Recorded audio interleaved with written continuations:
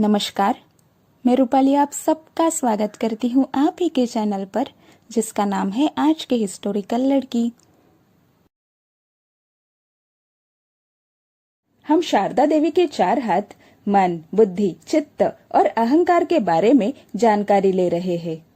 उसमें से मन, बुद्धि, चित्त और अहंकार के नकारात्मक और अशुद्ध अहंकार के बारे में हमने पहले ही जानकारी ली है। आज हम सकारात्मक और शुद्ध अहंकार किसे कहते हैं, इसे समझने की कोशिश करते हैं।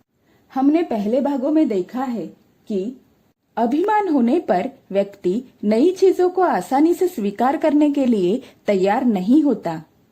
इसके विपरीत स्वाभिमान होने पर चीजें कितनी भी नई हो, अगर वो योग्य हो तो उन्हें स्वीकार करने के लिए और खुद में बदलाव लाने के लिए व्यक्ति तैयार होता है।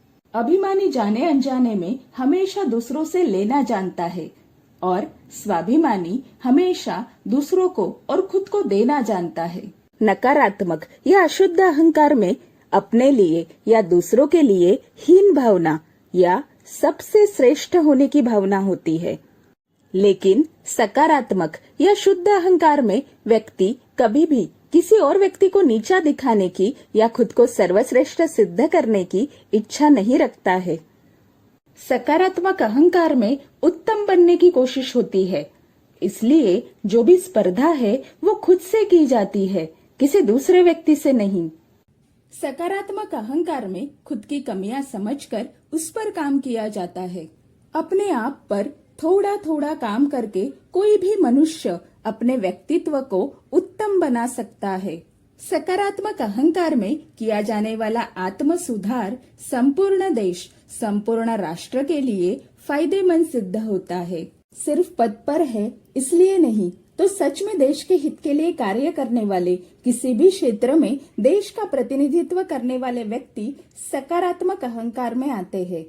उदाहरण के लिए देश का प्रतिनिधित्व करने वाले खिलाड़ी, सैनिक, वैज्ञानिक, देश के पंत प्रधान, इस प्रकार के कई पदों पर काम करके देश को प्रगति पथ की ओर लेके जाने वाले लोग सकारात्मक अहंकार में आते हैं। सकारात्मक अहंकार में रहने वाला व्यक्ति यह एक दीपक के समान होता है, जो खुद आग की तपिश को सहन करता है, अपने ऊपर कार्य करता रहता है और उस दीपक की वजह से आसपास का परिसर अपने आप रोशन हो जाता है।